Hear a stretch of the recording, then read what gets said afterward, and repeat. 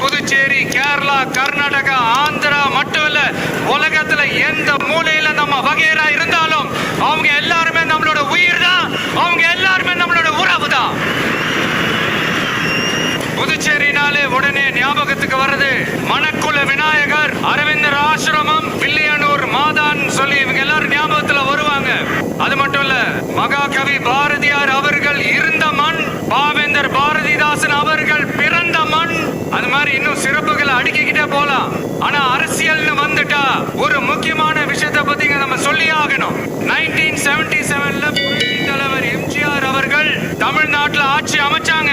ஆனா அதுக்கு முன்னாடியே 1974லயே இங்க புதுச்சேரியில அவங்களோட ஆட்சி அமைஞ்சது.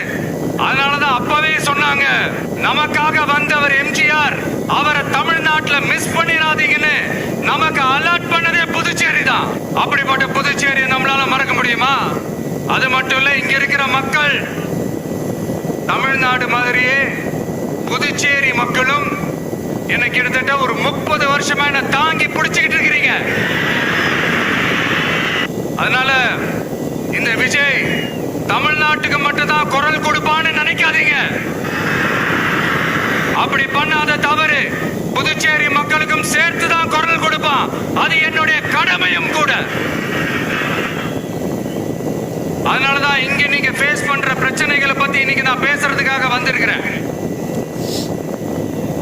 அது மட்டும் இல்ல, இந்த புதுச்சேரி